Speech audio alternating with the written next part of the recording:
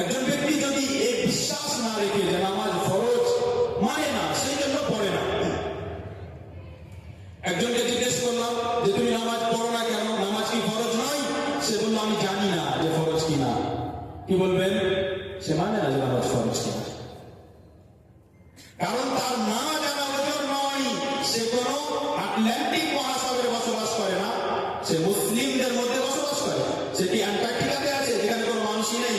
সে তো মুসলিমদের মধ্যে আছে। তার মানে সে জানে যে নামাজ ফরজ, কিন্তু সে মানেনি। যদি সত্যি না মানে তাহলে স্পষ্টভাবে কাফের হবে। ওলামায়ে কেরামের মধ্যে কোনো মতভেদ নাই।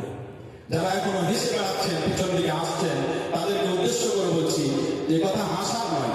আপনার মধ্যে যদি একটু লজ্জা থাকে, এই কথা হাসার কথা নয়, কোনো হাসার কথা নয়। যে একজন ব্যক্তি নামাজ ছেড়ে কাফের হচ্ছে আর আপনাকে মজা লাগছে, আমি বুঝতে পারি না যে আপনার ভিতরে কি চলছে আসলে।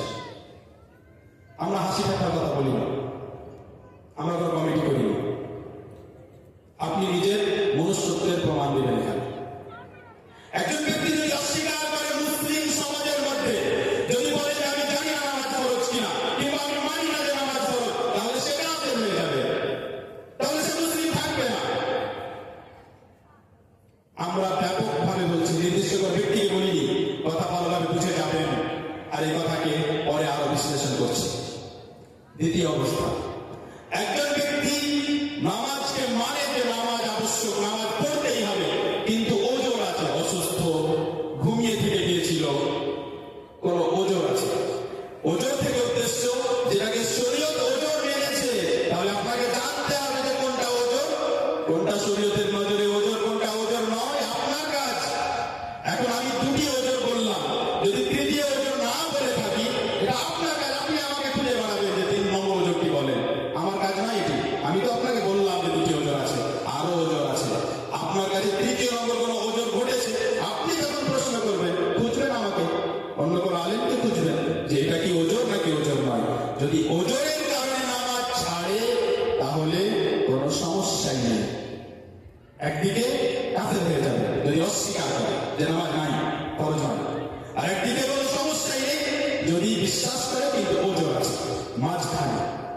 মাঝখানে যেটা সমস্যা, সেটা আমাদের সমস্যা। ওই যে যারা হাসছে পিছনে, এদের সমস্যা, মাঝখানে সমস্যাটা।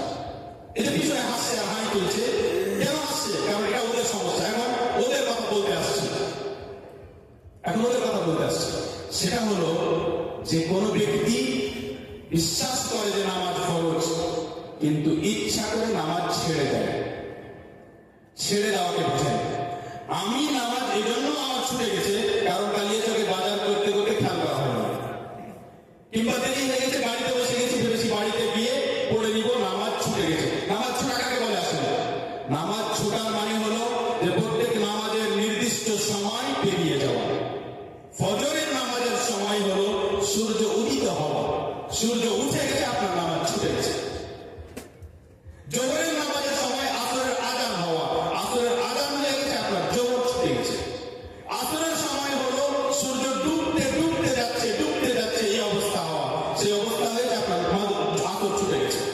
মাগরিবের নামাজের সময় হলো যে লাল রং দেখা যায়, সেই সময় পার হয়ে গেছে, লাল আর নেই, তখন আপনার মাগরিবের সময় পার হয়ে গেছে।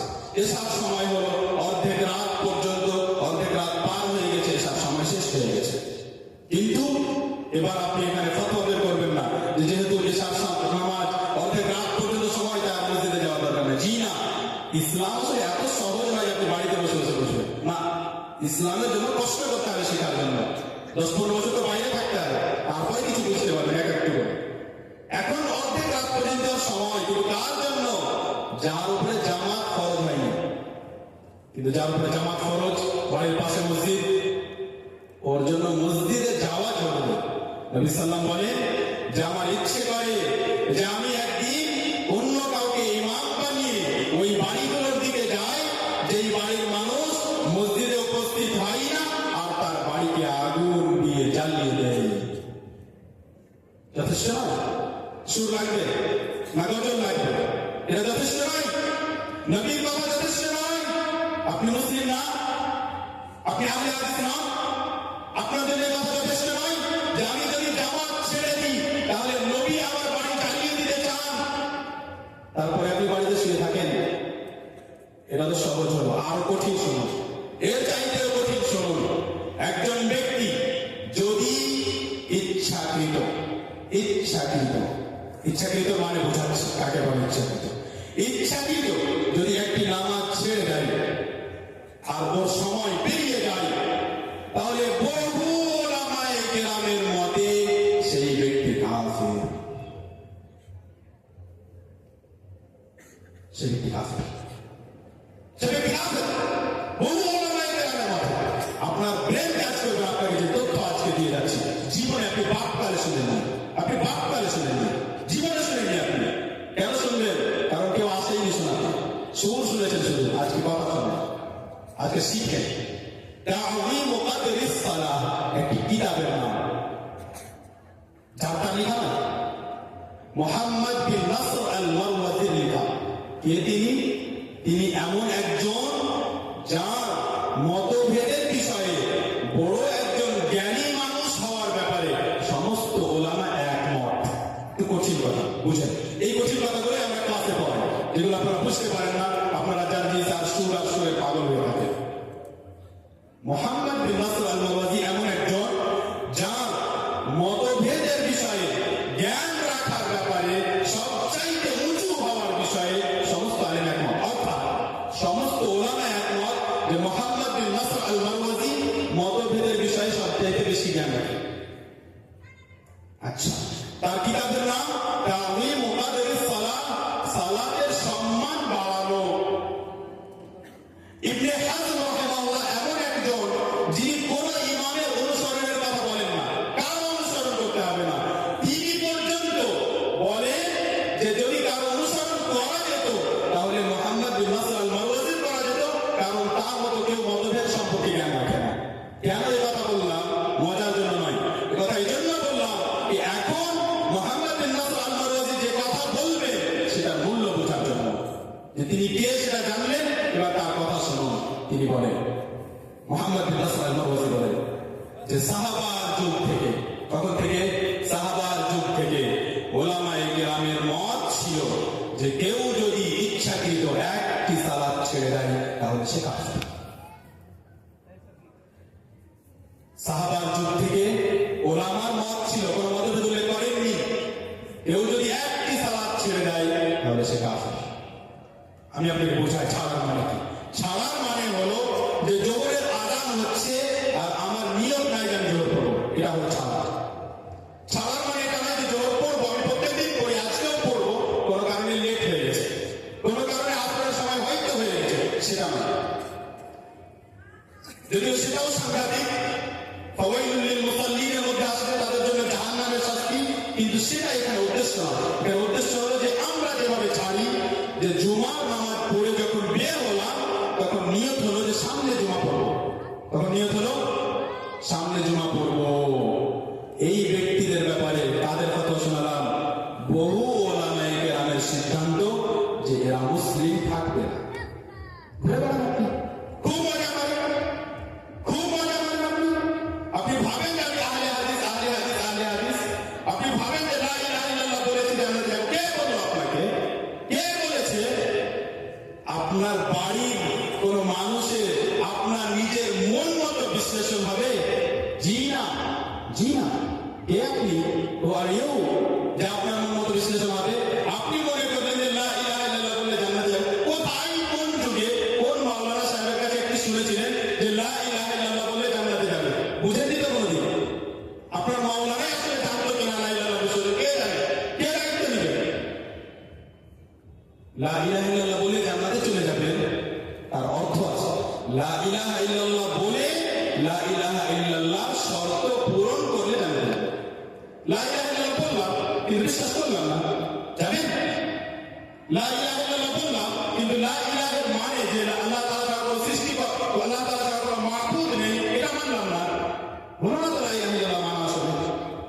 লা ইলাহা ইল্লাল্লাহ মানা, সেজন্য বললাম যে লা ইলাহা ইল্লাল্লাহ 8টি শর্ত আছে। এতদিন পর্যন্ত আপনি জানেন না, আপনাকে বলবো না আজকে না। আপনি জানেন, যাদের কাছে সুর শিখেন, সুর শুনেন, তাদেরকে জিজ্ঞেস করেন, তাদের কাছে শুনেন, জান আপনি, বলবো না আপনাকে। লা ইলাহা ইল্লাল্লাহ শুধু বলে দেওয়া যথেষ্ট নয়। যদি যথেষ্ট হতো তাহলে লা ইলাহা ইল্লাল্লাহ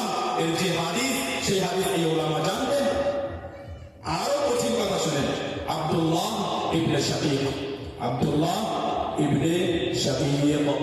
হাদিসটি তিরমিজিতে। আর হাদিস মানে এটি একজন সাহাবীর কথা, আর তাকেও হাদিস বলা হয়, কিন্তু বলা হয় হাদিস মাওকুফ, নবী সাল্লাল্লাহু আলাইহি ওয়াসাল্লামের কথা নয়।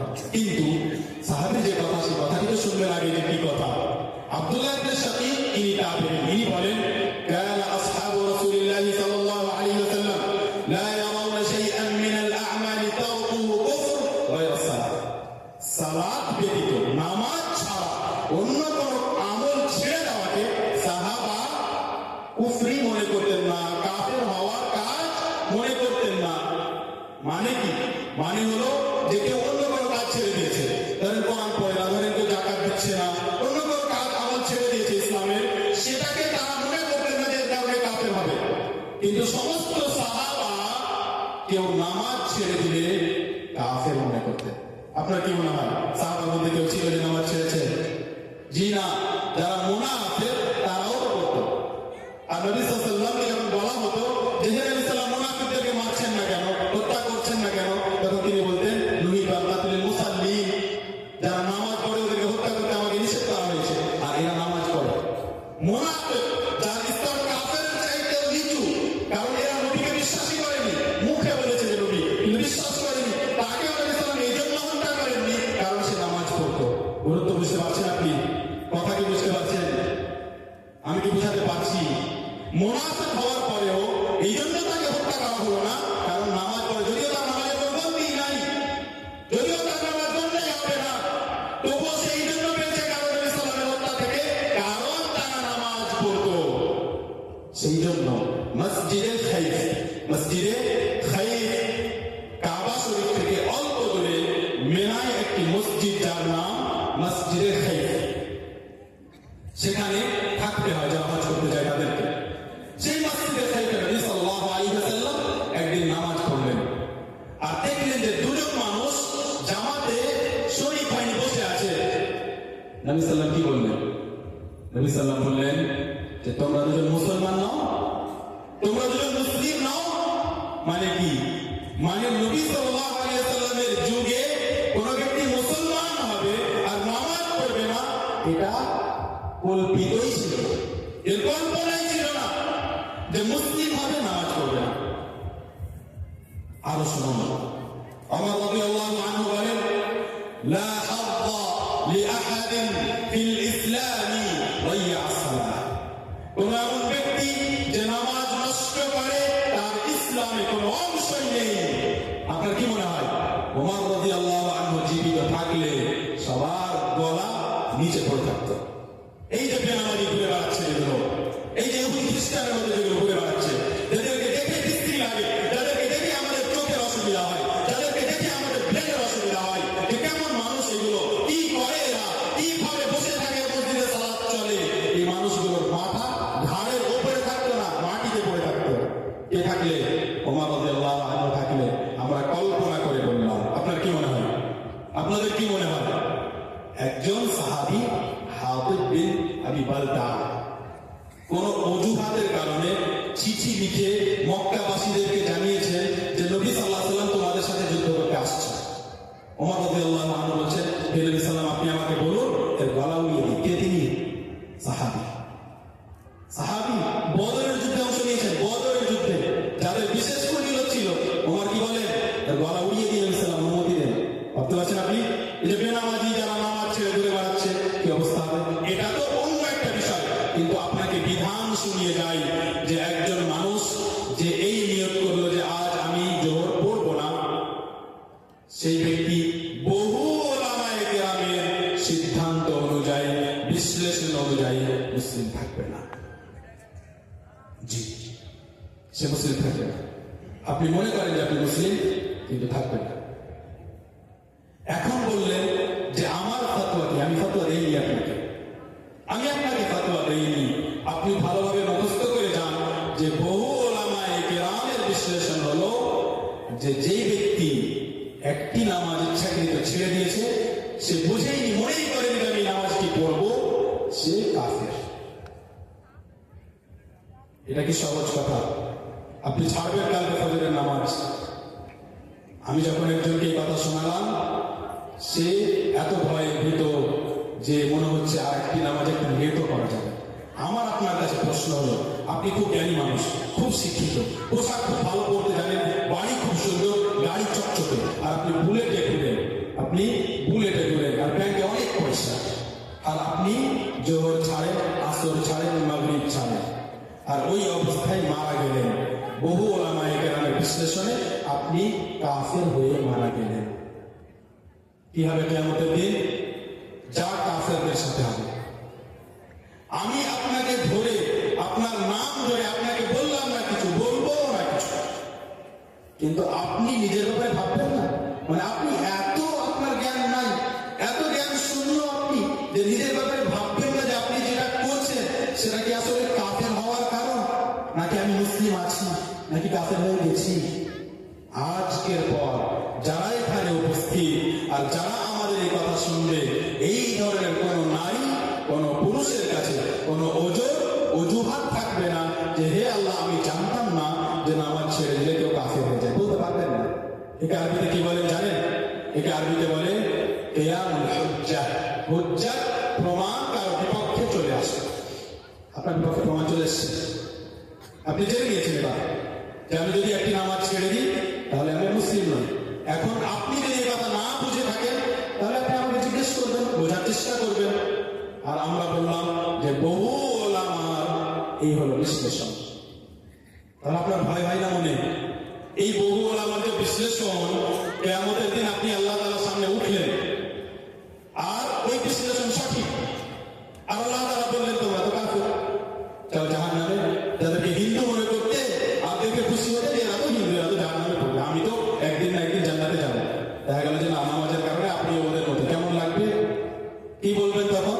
ফিরে আসতে চাইবেন? চান ফিরে আসতে? দেখবেন কি হয় তখন। আমার মনে হয় যে একজন জ্ঞানী মানুষ এই কথা শোনার পরেও নামাজ পড়বে না, অসম্ভব।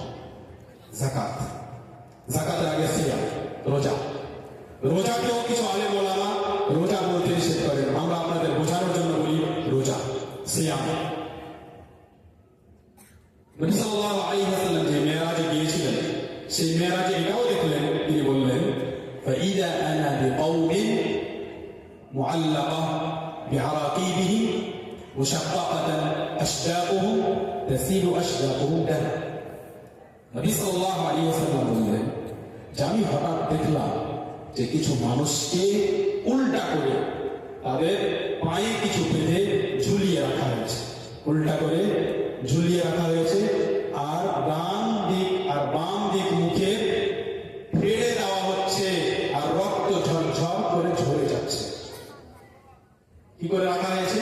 উল্টে রাখা হয়েছে আর মুখ ফেড়ে দেওয়া হয়েছে, ডান দিক বাম দিক ফাড়া হচ্ছে বারবার, আর তার মুখ দিয়ে রক্ত ঝরে যাচ্ছে।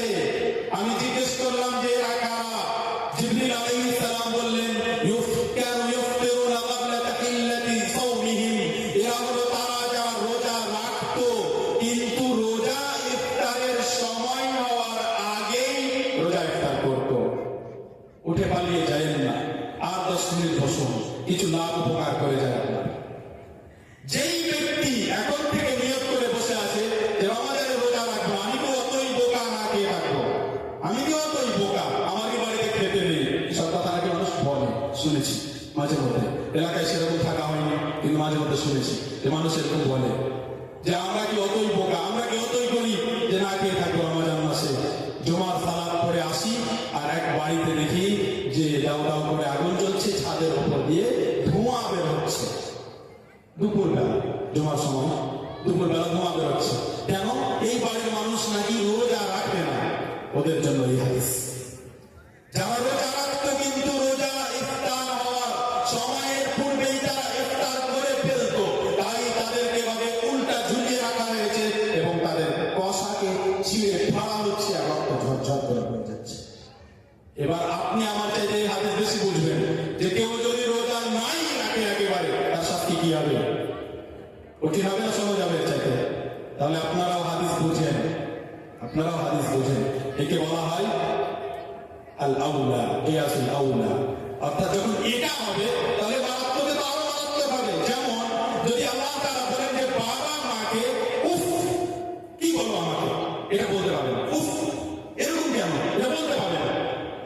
মাকে উফ যখন বলতে পারবো না, মারতে পাবো? কেন? প্রমাণ আছে? কোথাও প্রমাণ নেই যে বাবা মাকে মারতে পারে না। কোথায় প্রমাণ আছে? কই প্রমাণ? নাই তো প্রমাণ। কিন্তু কেন প্রমাণ হলো? কারণ যখন উফ বলা যাবে না তো মারবে কিভাবে? তেমনি যেমন রোজা আগে ইফতার করলে এই শাস্তি, তো রোজাই যদি ছেড়ে তাহলে কি শাস্তি হবে? যাকাত। আল্লাহ সুবহানাহু ওয়া তাআলা বলেন, والذين يكنزون الذهب والفضة ولا ينفقونها في سبيل الله فبشرهم بعذاب أليم يوم يحمى عليها في نار جهنم فتكوى بها جباههم وجنوبهم وظهورهم। যারা সোনা ও চাঁদি, এবার ভুল বুঝবেন না যে সোনা চাঁদি তো নাই, সোনা চাঁদি অর্থাৎ যার উপর যাকাত ফরজ হয়েছে। আর এখন আপনার অবগতির জন্য বলি যে সোনা চাঁদির জায়গা স্থানে টাকা পয়সা, সোনা চাঁদি টাকা পয়সা যারা জমা করে রাখে, খরচ করে না, যাকাত ওয়াজিব হয়ে গেছে, যাকাত ফরজ হয়ে গেছে, কিন্তু জানার চেষ্টাই করেনি যে কত পরিমাণ পয়সা হলে যাকাত খরচ হয়, আমার দোকানে কত পরিমাণ সামান থাকলে যাকাত খরচ হবে, আমার দোকানের যাকাত আমি কিভাবে দেব, জানার চেষ্টাই করেনি, যাকাত খরচ হয়ে গেছে। কিয়ামতের দিন এই সম্পদকে আগুনে উত্তপ্ত করা হবে এবং সেই সম্পদ দিয়ে তার কপালে, তার পাশে আর তার পিঠে আঁকা হবে, দাগ দেওয়া হবে। সে সম্পদ দিয়ে তার চিহ্ন দেওয়া হবে তার কপালে, তার পাশে এবং তার পিঠে। এবং সেই মুসলিমে বর্ণিত আবু হুরায়রা রাদিয়াল্লাহু আনহু বলেন, মা মিন সাহিবি যাহাবিন ওয়ালা ফিদ্দা লা ইউআদ্দি হাক্কাহা ইল্লা ফুফিহাত লাহু সাফাইহা মিন নার ফাতুকওয়া বিহা ফাউহমিয়া আলাইহা ফি নারি জাহান্নাম فيكوى بها جبينه وجنبه وظهره فيكوى بها جبينه وجنبه وظهره في يوم كان مقداره 50,000 سنة حتى يقضى بين العباد। প্রত্যেক সেই ব্যক্তির জন্য যে যাকাত আদায় করে না, কিয়ামতের দিন যারা সোনা পয়সা টাকা জমা করে রেখেছে, এই সোনা ও চাঁদি থেকে, সেই মুসলিমের হাদিস, এই সোনা ও চাঁদি থেকে চাদর তৈরি করা হবে, পাতলা চাদর, শীট যাকে বলে, যেমন টিনের পাতলা শীট হয়, চাদর হয়। কেমন হবে আল্লাহ তাআলা জানেন, কিন্তু পাতলা শীট, পাতলা চাদর তৈরি করা হবে এবং এই চাদর দিয়ে, এই শীট দিয়ে ওইভাবে তাকে দাগ দেওয়া হবে তার কপালে, তার পাশে, তার পিঠে, যেমন কোরআনের আয়াতের সঙ্গে। তারপরে কি হবে? এটা হতে থাকবে এমন এক সময়, যেই এক সময়, যেই একদিন 50,000 বছরের সমান, একদিন 50,000 বছরের সমান। এবং এটা চলতে থাকবে যতক্ষণ না আল্লাহ তাআলা বান্দাদের মাঝে ফয়সালা করবেন। মানে কি হলো? মানে ফয়সালা হওয়ার পূর্বেই এদের শাস্তি শুরু হয়ে যাবে। কবরে তো হবেই, কিন্তু এখনো ফয়সালা হয়নি কে জান্নাতে কে জাহান্নামে, তার পূর্বে এই শাস্তি চলতে থাকবে ফয়সালা হওয়ার পর্যন্ত। ফায়ুরা সাবিলাহু ইম্মা ইলাল জান্নাহ ওয়া ইম্মা ইলান নার। তারপরে তার ফয়সালা করা হবে যে এখন তাকে জাহান্নামে না জান্নাতে দেওয়া হবে। কারা আপনারা এই শাস্তি পেতে চান, তারা নিজেদের যাকাত গোপন রাখবেন, লুকিয়ে রাখবেন। সম্মানিত দিনী ভাই, আমরা আশা করি যে যা আমরা বললাম এতক্ষণ আপনাদের সামনে স্পষ্ট। আপনাদেরকে আমরা অনুরোধ করি যে বোকা মানুষের মতো জীবনযাপন করবেন না, জ্ঞানী মানুষের মতো জীবনযাপন করবেন। ছেলে মেয়েকে জ্ঞানী করুন, বিচক্ষণ করুন, চোখা তৈরি করুন, ভেড়া তৈরি করবেন না, চোখা তৈরি করুন। গরু ছাগলের মতো না বড় হয়, চোখা হয়ে বড় হয়। প্রত্যেকটা কথা যাচাই বাছাই করে, যার তার কথা গ্রহণ না করে, যেটা সেটাকে গ্রহণ না করে এবং বিচক্ষণ হয়ে বড় হয়, দিন শিক্ষা দিয়ে বড় হয়। সকালে যখন ওঠেন তখন কানে আস্তে আস্তে আপনার 10 বছর বয়সী ছেলে কোরআন তেলাওয়াত যখন আসবে, আপনি কি আনন্দ পাবেন তা আমি শব্দে প্রকাশ করতে পারব না। আপনার 12 বছর বয়সী ছেলে যখন আপনার সামনে তারাবির সালাত পড়াবে, সেই আওয়াজ শুনে কিভাবে আপনার মন ভরে যাবে আমি বলে বোঝাতে পারব না। কিয়ামতের দিন আপনি আপনার ছেলেকে হাফেজ তৈরি করেছেন, তাই যখন আপনাকে বিশেষ পোশাক দিয়ে আল্লাহ তাআলা সম্মানিত করবেন, তখন আপনার আনন্দের ঠিকানা থাকবে না। আমি তা বোঝাতে পারি না, আমি বোঝাতে পারি না আপনাকে, আমি বোঝাতে অক্ষম।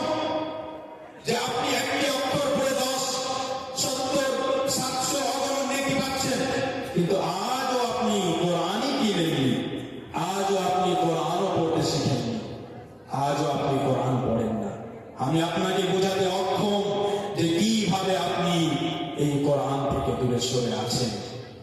ওই যে চিন্তাধারা, ওই যে সেই মানুষগুলো বলতো যে কোরআন হাদিস পড়তে পাঠাবে, এ তো গরিবদের পড়াশোনা, এ তো ফকিরদের পড়া, সব পুরাতন হয়ে গেছে, কোনো মূল্য নেই। ওই মানুষগুলো আমাদের সামনে দাঁড়িয়ে কথা বলতে পারবে না আল্লাহর রহমত, আল্লাহর দাম, তাহলে ভুল হলো না? প্রমাণ হলো না? ভুল প্রমাণ হলো না? যদি কেউ বলে যে গরিবদের মতো, গরিবদের পড়াশোনা, এখন ওই মানুষগুলো আমাদের সামনে দাঁড়িয়ে কথা বলতে পারবে না, পারবে না কথা বলতে, তাদের সাহস নেই। আমার নিজের বংশের মানুষ, আমার নিজের বংশের মানুষ যারা বলতো যে পড়াশোনা করে কি আর করবে, আজ এই কথা বলতে পারে না। এটা আল্লাহর দান। যেদিন আল্লাহ তাআলা আমাদের মতো একজন সাধারণ মানুষকে গোপালনগরের মতো এক জঙ্গলে থাকা ইন্ডিয়ার শেষ এক জায়গা হতে যেদিন সোজা উড়িয়ে নিয়ে চলে গেলেন মদিনা মুনাওয়ারা, সেদিন শেষ হয়ে গেছে ওই ঝামেলা, সেদিন শেষ হয়ে গেছে ওই গরিব হয়ে পড়া আর গরিবের পড়া। কখন শেষ হয়ে গেছে? বিনা পয়সাতে, একটা পয়সা খরচ না করে সোজা উড়ে মদিনা মুনাওয়ারা 10 বছর ধরে আসা যাওয়া ফ্রিতে। সেই জন্য বলি এবং আল্লাহ শুকর আদায় করি, আর শুকর আদায় করার জন্যই আসলে বললাম যে আমার এক একটি সকাল, এক একটি সন্ধ্যা মদিনায় আপনার পুরো জীবনের চাইতে আমার কাছে মূল্যবান। যদি আপনি দিনদার না হন, যদি আপনি নেক ও সৎ না হন, যদি আপনি বড় কোনো যোগ্য আলেম না হন, এমনি সাধারণ মানুষ আর খুব পয়সা আছে, অহংকারী আপনি, হঠকারী আপনি, গোলামি আপনার মধ্যে, আর আপনি মনে করেন যে আমি বড়, মাওলানা সাহেব আমার চাকর, যাদেরকে আপনি সেটা মনে করে রেখেছেন সেটা তাদের বিষয়। কিন্তু আলহামদুলিল্লাহ এরকম করবো না। যদি না খেতে পাই, যদি কোথাও কাজ না পাই, যদি কেউ কাজের জন্য না ডাকে, যদি কেউ আমাকে না ডাকে, আর কোনো খাবার না পাই, আপনার কারণে আপনার অপমান সহ্য করে আপনার জায়গায় থাকবো, ইনশাআল্লাহ থাকবো না। অপমান সহ্য না করে নিজের ইলমকে মর্যাদা দিয়ে নিজেকে সম্মানিত রেখে না খেয়ে মৃত্যুবরণ করব এবং মনে করব যে এটাই আমার জীবনের শেষ মুহূর্ত ছিল, এভাবেই আমার মৃত্যু লেখা ছিল, তাই মৃত্যুবরণ করেছি। এই বিশ্বাসের সাথে ছোট থেকে যারা বড় হবে তাদেরকে কখনো আপনি মাথা নত করাতে পারবেন না, তাদেরকে কখনো আপনি নত জানু করতে পারবেন না, সম্ভব নয়। আজ এসব কথা শোনার পর আমি আশা করব যে সবাই নিজেকে পরিবর্তন করার চেষ্টা করবেন, পরিবর্তন করবে। আপনাদের জন্য দোয়া থাকলো, আল্লাহ তাআলা আপনাদেরকে তৌফিক দান করুন, হেদায়েত দান করুন। পরিবর্তন করবেন না, যেরকম ছিলেন তেমন থাকবেন। কোরআনের স্পষ্ট আয়াত যে অন্য কেউ পথভ্রষ্ট হলে আপনার কোনো ক্ষতি হবে না। ইয়া আইয়ুহাল্লাযীনা আমানু আলাইকুম আনফুসাকুম লা ইয়াদুররুকুম মান দাল্লা ইযা ইহতাদাইতুম। তোমরা যদি হেদায়েত পেয়ে যাও, কে পথভ্রষ্ট হয়েছে, কে অন্যদিকে চলে গেল, কোনো সমস্যা নেই, আপনি ঠিক হন। আজকে যারা আমরা এখানে বসে আছি, এই প্রত্যেক ব্যক্তি যদি আজ থেকে ঠিক হয়ে যায়, বাকি গ্রামের মানুষ কি করছে আপনার দেখার কোনো প্রয়োজন নেই। আপনি দাওয়াত দিবেন, তাদের জন্য দোয়া করবেন এবং তাদের জন্য ভালোবাসা রাখবেন, কিন্তু তারা আপনার কোনো ক্ষতি করতে পারবে না। কে কিভাবে পড়াশোনা করলো, কে কি শিখলো, কে ভুলভাল বুঝিয়ে গেল, সেটা তার সমস্যা। কিন্তু আপনি নিজে আপনার ছেলেকে বড় যোগ্য আলেম তৈরি করবেন, যারা ভুলভাল বলে যাবে তাদের কান ঘুরিয়ে তাদেরকে যখন শিক্ষা দেবে, তখন আপনাকেও ভালো লাগবে এবং সমাজে বিভ্রান্তি ছড়াবে ইনশাআল্লাহ। ভুল জিনিস কখনো ফেমাস হবে না। একটি লাইন বলা হয়, রব্বা শুহরাতিন লা আসলা লাহা। কিছু খ্যাতি এমন আছে যার কোনো ভিত্তি নাই, এমনিতেই ফেমাসে বসে আছে। আর সাধারণত ভালো জিনিস ফেমাস হয় না। চিনেন আপনি আব্দুল মুহসিন আল কাসিমকে, চিনেন আব্দুল মুহসিন আল আব্বাদকে, চিনেন সুলাইমান আল রাহিমিকে, কোনদিন ইবনে তাইমিয়ার কথা শুনেছেন, ইবনুল কাইয়িমের কথা, ইবনে হাজারকে জানেন, নাওয়িকে জানেন, এদের নামও জীবনে শুনেছেন। আপনি ফেমাস মনে করলেন না ওদেরকে, এটা আপনার সমস্যা, ওদের কোনো অসুবিধা হয়নি। এখান থেকেই আজকের বিষয় আমরা আলোচনা শেষ করছি। আমাদের উদ্দেশ্য ছিল যে আপনাদেরকে কিছু কথা বুঝিয়ে যাই, আর আমার বিশ্বাস যে আমি বুঝিয়েছি। বাকি থাকলো যে আপনি মানলেন কিনা সেটা আপনার ভাগ্য। আপনার জন্য এই দোয়ার সাথে যে আল্লাহ তাআলা যেন আপনাকে নিজের ভাগ্য ভাগ্য পরিবর্তন করা, অর্থাৎ দোয়া করে নিজেকে হেদায়েতের দিকে নিয়ে যাওয়ার তৌফিক দান করেন। সাল্লাল্লাহু আলাইহি ওয়া সাল্লাম ওয়া বারাকা আলা নবিয়িনা মুহাম্মদ ওয়া আলা আলিহি ওয়া আসহাবিহি আজমাইন। আসসালামু আলাইকুম ওয়া রাহমাতুল্লাহি ওয়া বারাকাতুহু।